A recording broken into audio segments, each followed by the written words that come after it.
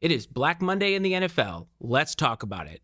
Black Monday, famously known as the day that NFL coaches and GMs and executives get fired after disappointing seasons or just a disappointing season in some cases. This year, the fireworks have already gone off. We have seen firings all across the board. Last night, it was Raheem Morris in Atlanta. We saw Kevin Stefanski in Cleveland. We saw Jonathan Gannon in Arizona.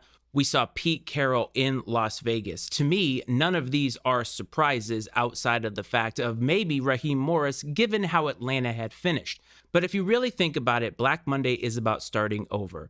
The ones that make the most sense, Stefanski and Cleveland. Look, it's Cleveland. I hate to say it, Cleveland fans, but the Browns are a disastrous organization. They don't make good decisions. And honestly, this year, it was going to be an uphill battle regardless. They went in with 5 quarterbacks, not one of them really all that great.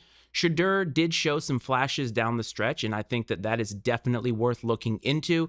But Stefanski wasn't going to be there long term. They are going to be starting over yet again. That made a lot of sense. Gannon in Arizona. It looks like they're going to be moving on from Kyler Murray, I would think. And so, of course, you're going to be moving on from the head coach, because one thing we've seen is that head coaches get fired, but they keep the quarterback, bring in a new head coach who doesn't really want the guy that's at quarterback to actually be their quarterback. So they're going to have some big decisions coming up because they're going to be bringing in a new head coach. What do they do with the quarterback? Pete Carroll in Las Vegas. Honestly, I'm surprised he didn't get fired ahead of time because I didn't understand this move at all. They brought in Pete Carroll, 73 years old. Then they bring in Geno Smith. Not only bring him in, they trade for him. This team was an unmitigated disaster. They made moves as if they were in win now mode. And to me, clearly, they were not in win now mode. So to me, that makes a lot of sense. It is a complete rehaul. In Atlanta with Raheem Morris, I was a little bit surprised, only because the team had looked good down the stretch.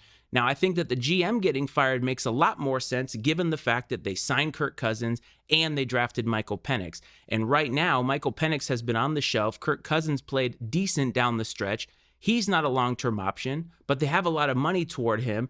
Penix may not be the guy either, so now they're going in a completely different direction. Although I felt like the Atlanta Falcons were disappointing, I didn't think it was all on Raheem Morris, but a lot of people in Atlanta seem to feel that way, so maybe that one makes a lot more sense. I'm sure there will be more firings. There are going to be a lot of coaching searches happening. We've already seen Daboll fired. We already saw Callahan fired.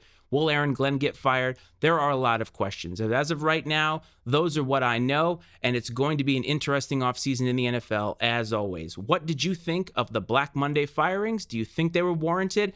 And what do you think about the ones that maybe have yet to come? Let me know.